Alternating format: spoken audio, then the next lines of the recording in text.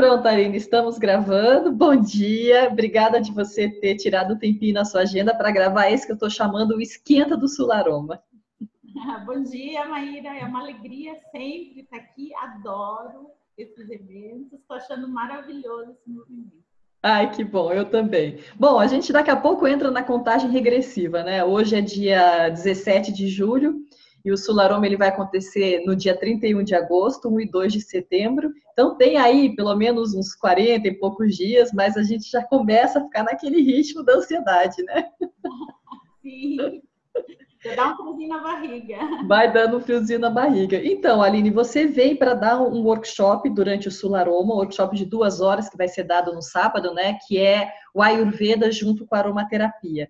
Então, por isso eu queria que você se apresentasse, contasse para as pessoas que verão esse vídeo a sua jornada, né? Seja como terapeuta Ayurveda, seja como aromaterapeuta, para que as pessoas conheçam o trabalho que você vem desenvolvendo de uma maneira muito brilhante ao longo desses anos. Maravilha. Eu comecei a estudar Ayurveda em 2009, mas a minha história começa em 2007, né?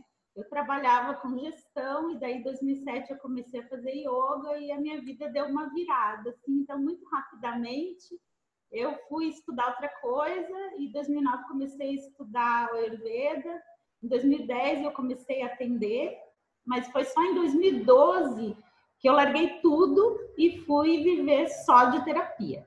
E aí, claro que a agenda intensifica e as experiências também. E nesse ano, 2012, eu fiz o meu primeiro curso de aromaterapia. Já estava trabalhando com Ayurveda e eu apaixonei, assim, eu alucinei porque foi toda a diferença, assim, foi um complemento maravilhoso, né? E aí, desde então, eu uso as duas coisas juntas. E como o Ayurveda ele é muito abrangente, assim, tudo entra, né? Tudo cabe dentro desse olhar do Ayurveda, a aromaterapia caminhou comigo sempre muito junto. Mas eu dei mais ênfase para o Ayurveda. Então, eu sempre digo assim que de óleos essenciais eu fiquei com aqueles básicos, né? Eu fiquei com os primeiros óleos que eu aprendi nos cursos e eu faço uso deles assim para tudo. Eu acho que quem tem um óleo essencial tem tudo, assim, a gente não precisa de muito mais que isso. Então, essa é a minha experiência. E até hoje eu trabalho com isso, né? Ô, Aline, sabe que a gente... Bom, teve o... Opa, pronto. Sabe que teve o Congrepix lá no Rio de Janeiro, né? Em março, né? E aí, logo depois, então, veio a portaria do 7002, se eu não me engano, do Ministério da Saúde, colocando a aromaterapia dentro das PICs. E, junto com o Congrepix, estava acontecendo o Congresso Internacional de Ayurveda, né? Lá no Rio de Janeiro, né? E aí eu soube que foi um congresso muito lindo. Não sei se você chegou aí para o Rio de Janeiro? Não cheguei aí. Eu sei que foi um congresso muito lindo, com vários participantes, e parece que foi uma grande confraternização. E aí, então, o Ayurveda, eu acho que ele também foi incluído dentro do SUS agora, né? Ou já estava antes? Eu estou meio perdida de datas, mas o Ayurveda está dentro dessas práticas integrativas. Integrativas, exatamente, né? Está rolando também um projeto de lei de regulamentação. A regulamentação está acontecendo desde 2016, o projeto foi discutido, né, com os terapeutas, um processo bem aberto, mas ainda está rolando. E por causa dos entraves, assim, de texto, ainda não está fechado. Agora, o Aline, está vendo essa interlocução do governo de fato com as associações que representam a Ayurveda? Porque dentro da aromaterapia o negócio foi top-down. O governo conversou com uma pessoa dentro da aromaterapia 3 semanas antes do Congrepix e disse: nós vamos colocar uma terapia dentro do SUS. Não conversou com nenhuma associação das duas que existem. Foi tipo assim, né? O nosso ex-ministro da Saúde resolveu colocar uma terapia na Pix. Acho que um dia ele acordou, né? Falou assim: acho que eu vou colocar uma terapia no Pix. Aí falou assim: nem preciso conversar com a aromaterapeuta no Brasil, né? Eles que se dane, vou fazer tudo sozinho, porque afinal de contas eu preciso garantir a minha candidatura na minha reeleição. E aí a aromaterapia acordou dentro do Pix. Agora, com o Ayurveda, o processo tem sido, pelo menos, mais participativo? Você está inteirada, pelo menos? Muito, muito participativo.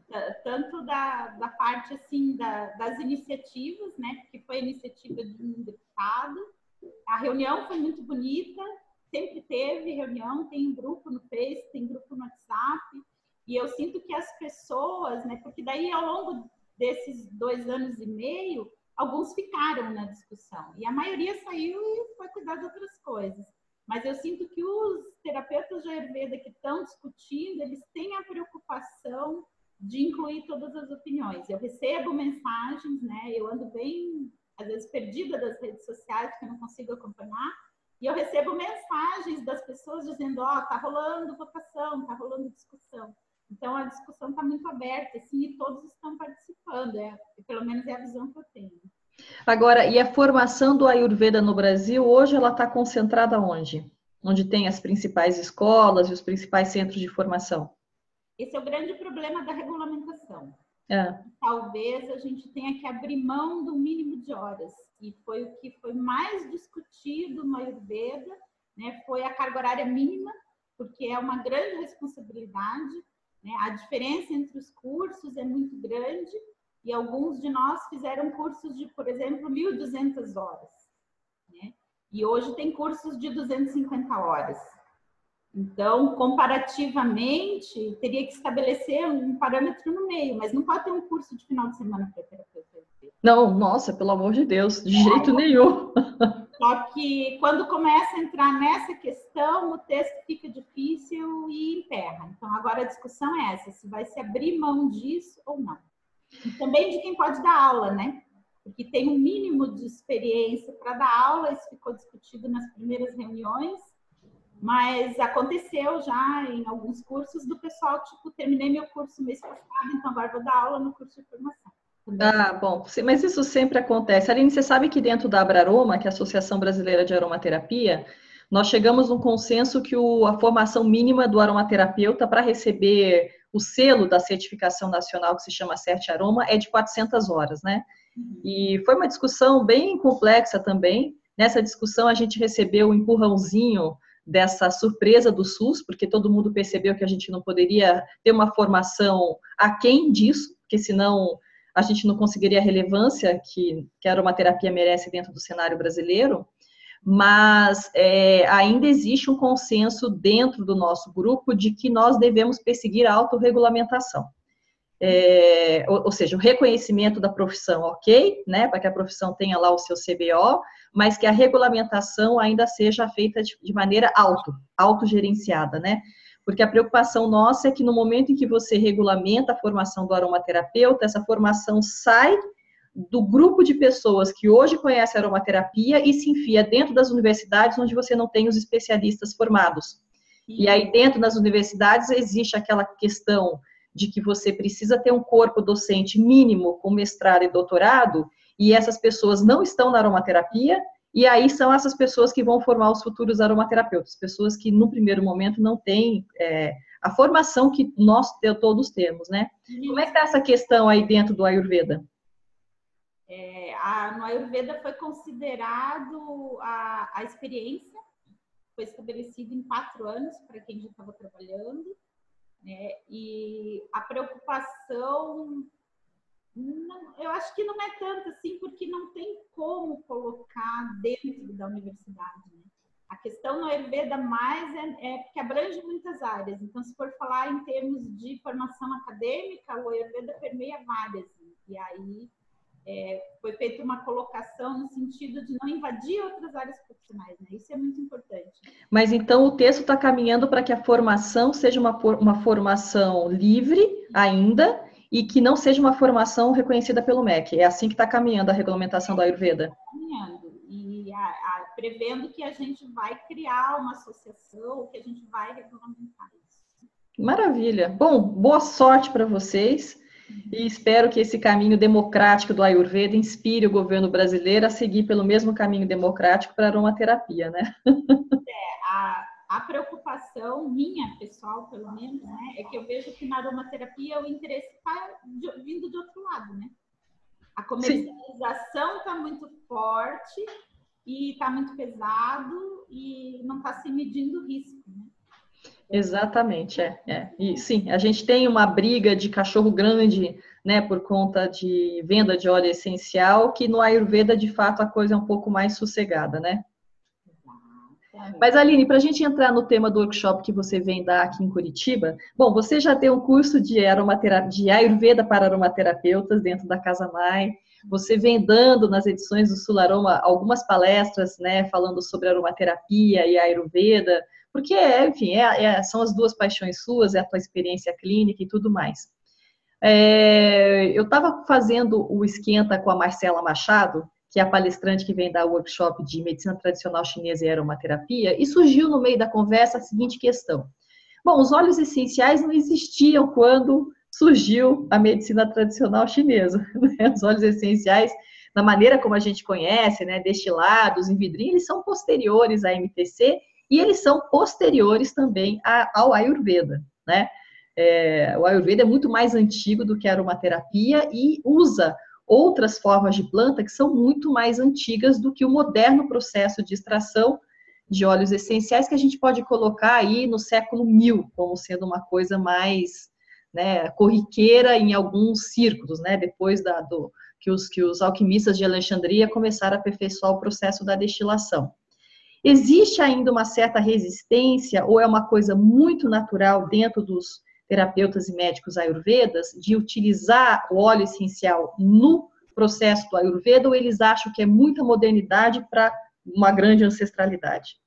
Não, é muito utilizado. É utilizado, está nos livros e tem referência, né? Embora a gente conheça o óleo essencial de uma forma moderna hoje, a inalação dos aromas das plantas, ela é conhecida e utilizada no Ayurveda. Então, o óleo essencial, ele vem dar um fácil acesso. Ele nos tira um pouco daquela alquimia, assim, de ficar ali extraindo ou preparando alguma coisa muito complicada, né? Mas a abertura é grande. E a maioria dos livros de Ayurveda, inclusive o curso de formação, fala de aromaterapia. Mas fala mais de inalação. Tá.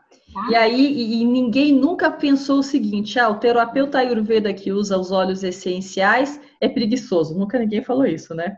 Não. Que poderia, né? Mas existe um método de medicar óleos com ervas no Ayurveda e é importante a gente entender que não substitui. O óleo essencial complementa. Por quê, Aline? E as moléculas que são extraídas quando a gente faz a decocção para medicar o óleo, elas são diferentes. Então, eu já fiz várias experiências nesse sentido, né? E eu sinto que o óleo essencial complementa. Porque quando a gente faz a decocção, a gente perde o óleo essencial. Então, se eu pego uma planta, faço a decocção, medico o óleo e acrescento o óleo essencial da mesma planta, eu tenho ele mais completo. Tá.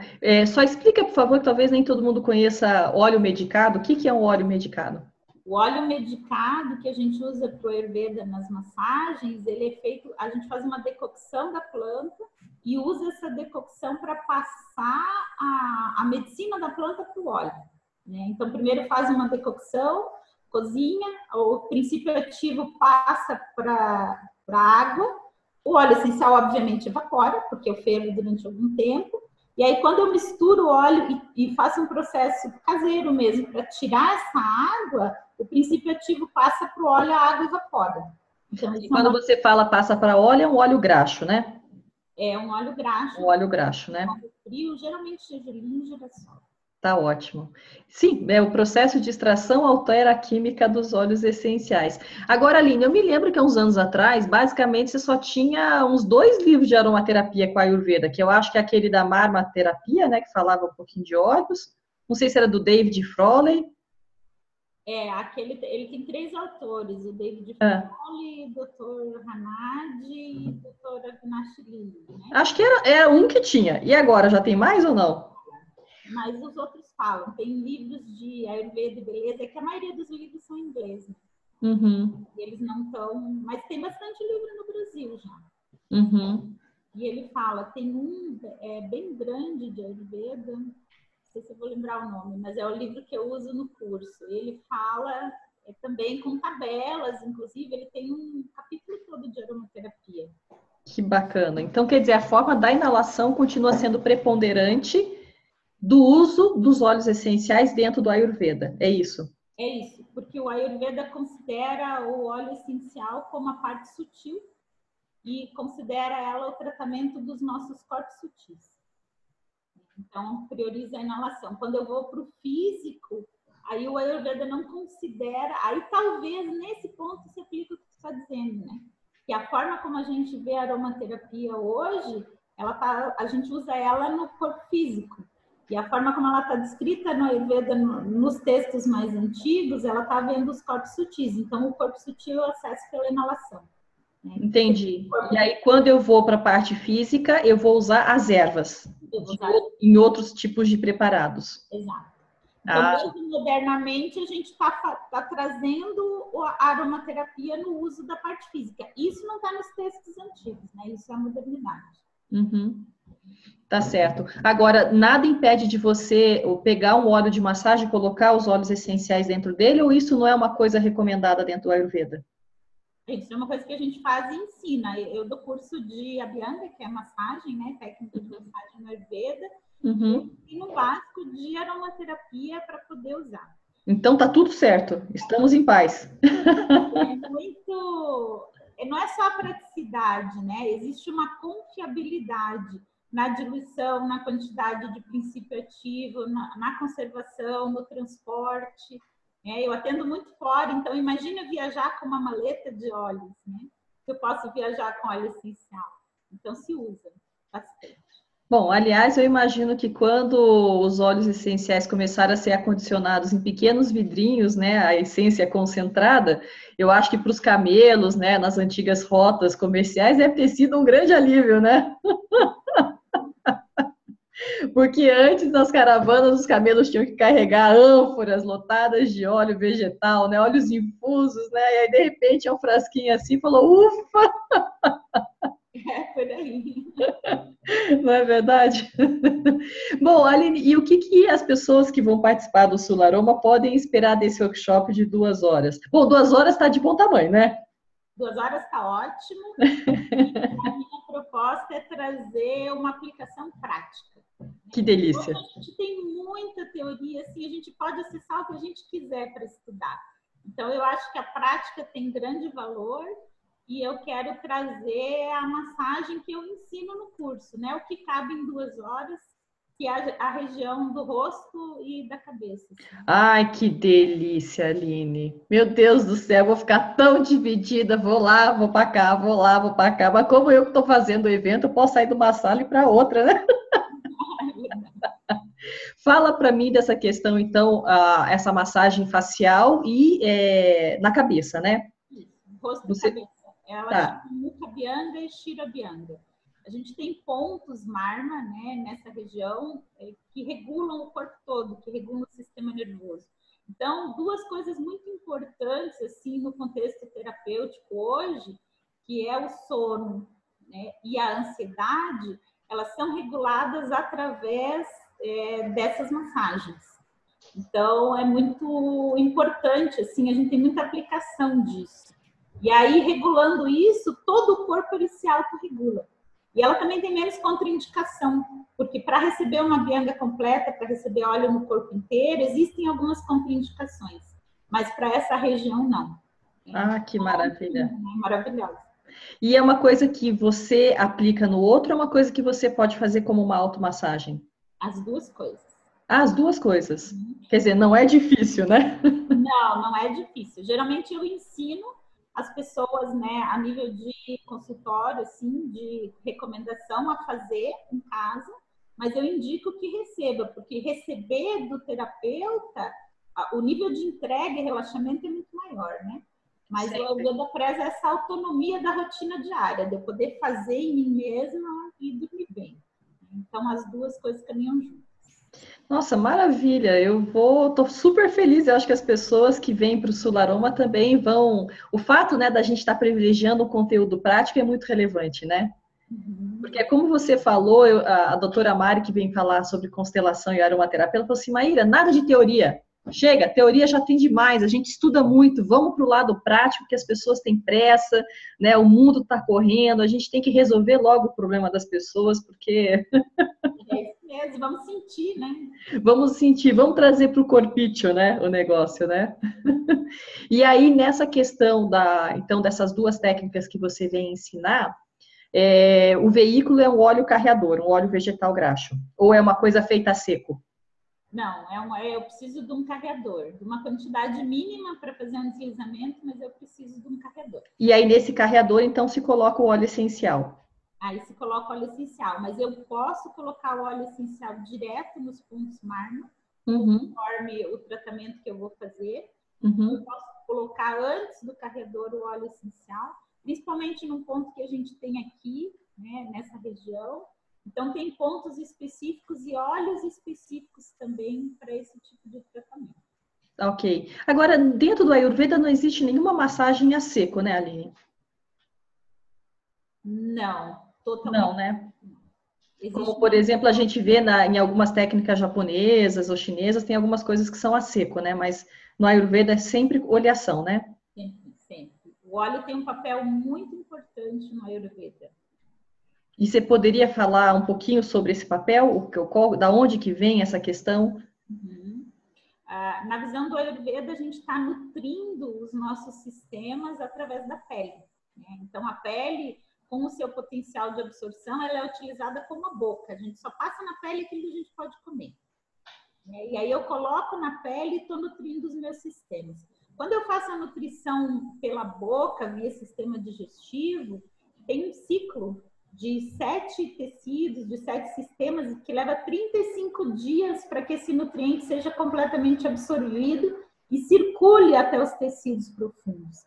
E quando a gente faz a aplicação de óleo na pele, como não está passando pelo sistema digestivo, o óleo carreador vai levar a medicação, né, que no caso seria o óleo essencial ou as ervas, direto para os meus tecidos profundos. Então, é uma grande chave de tratamento nutrir com óleo. E num período de tempo menor, então, né? Essa que eu digo que é a diferença, né? Isso. Entendi. Você sabe que eu acho... Bom, eu conheci o yoga junto com a aromaterapia e eu tive a sorte de receber, mas foi uma vez só na minha vida, aquele que fica pingando óleo. Como é que é o nome daquele, Aline? Shirodara. O Shirodara. Meu pai do céu, aquilo foi uma das experiências mais... Eu acho que eu me convenci a praticar yoga por conta do Shirodara, não foi o contrário. Eu falei, meu, se esse negócio que eu vou começar a fazer aqui é tão bom quanto esse negócio pingando na cabeça, eu quero. Mas depois acabei nunca mais fazendo. Na verdade, é uma técnica que você tem que ter... Bom, enfim, primeiro você tem que achar o terapeuta, né? Que já é uma certa dificuldade, ou pelo menos era uma certa dificuldade. E depois não é todo terapeuta que faz, né? Porque você precisa realmente de um espaço adequado para isso, né, Aline? Não é só o espaço adequado, né? A gente precisa... É muito interessante, assim, porque o Shirodara, ele é muito famoso e a imagem é muito lúdica, né? Mas eu sempre digo que é abrir a caixinha de Pandora. Então, ele é final de tratamento. A gente precisa estar com a mente tranquila. Para eu abrir essa caixinha, para tocar nesse ponto, eu preciso estar com uma mente serena. Ou vai sair cobras e lagartos, e daí o resultado pode ser reverso, né? Ah, minha filha, então foi isso que aconteceu. Saiu um monte de cobra e lagarto e eu larguei meu emprego no dia seguinte para ser professora de yoga. Tá explicado.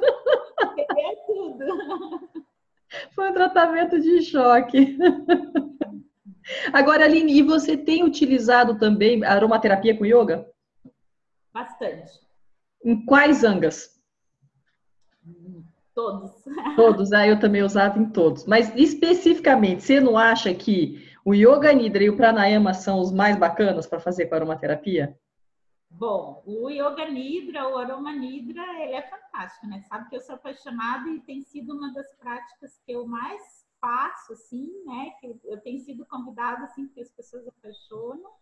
E eu acho brilhante, assim, essa união que tu fez, né? Eu sempre falo isso, assim, que as pessoas, todo mundo devia fazer esse curso.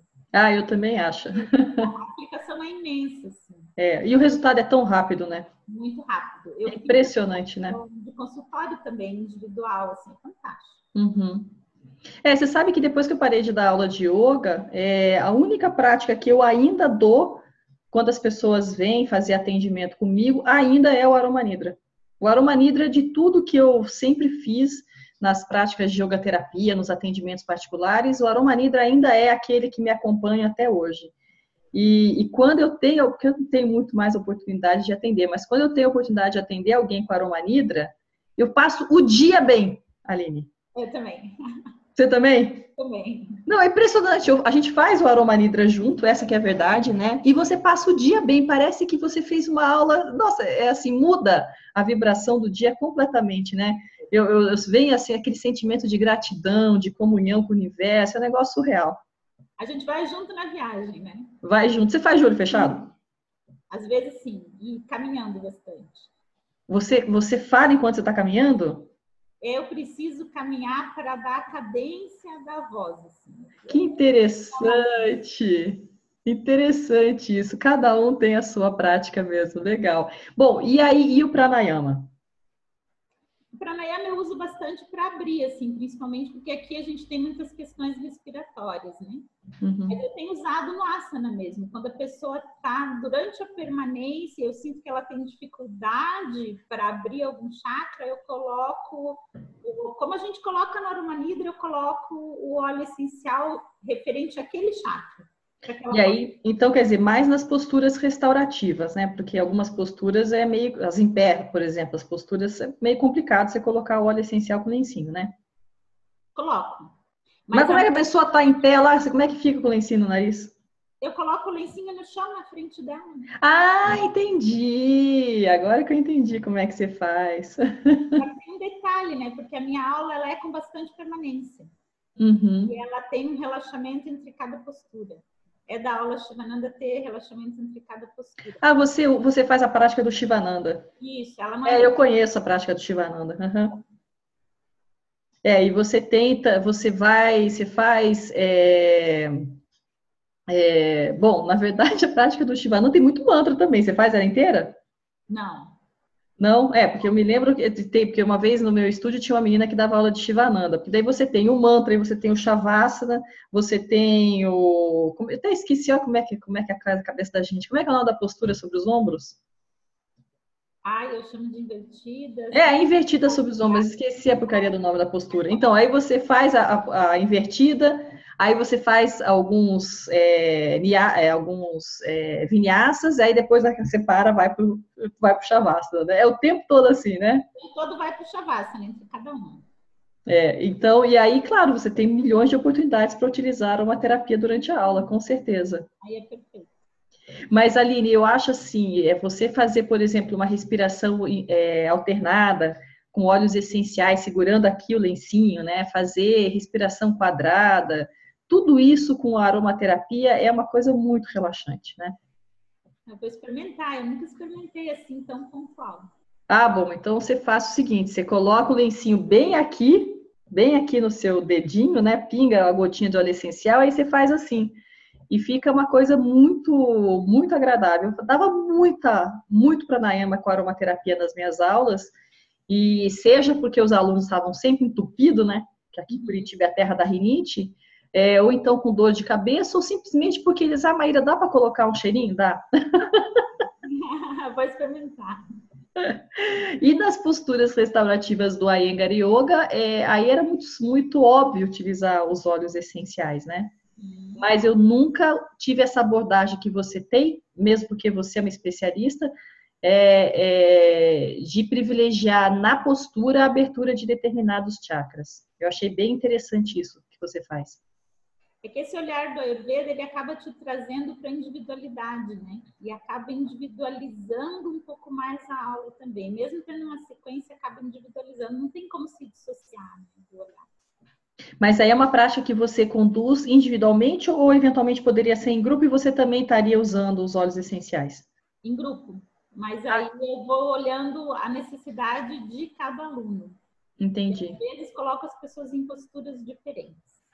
Entendi. Maravilha, Aline. Meu Deus do céu, quantos anos você já está nesse negócio, né? Toda vez que eu falo com você, eu percebo a magnitude do Ayurveda e fico sempre assim, ó de queixo caído.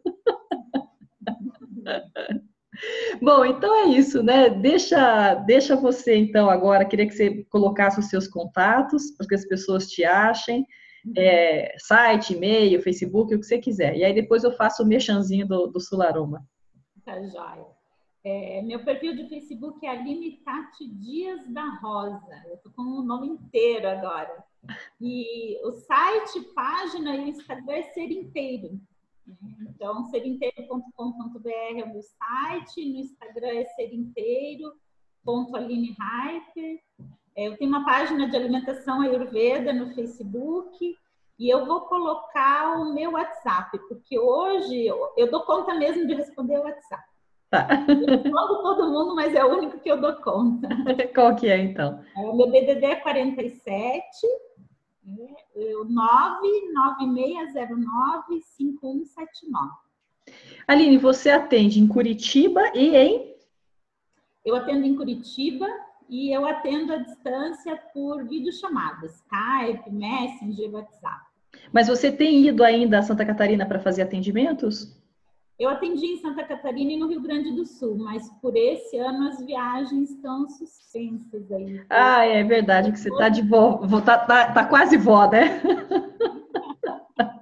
Você está no seu sabático quase vó, é isso mesmo. Eu acho que eu volto a viajar em novembro, só. Bom, se a paixão pela netinha deixar, né? Aí a gente não sabe, então. Maravilha, Aline. Bom, e o Sularoma, então, que é o primeiro encontro sul-brasileiro, de aromaterapeutas, vai acontecer aqui em Curitiba, entre os dias 31 de agosto e 2 de setembro, que é uma sexta-noite, o sábado o dia inteiro e domingo de manhã. E as inscrições, elas estão abertas no site da Casa Mai, que é casamai.com.br.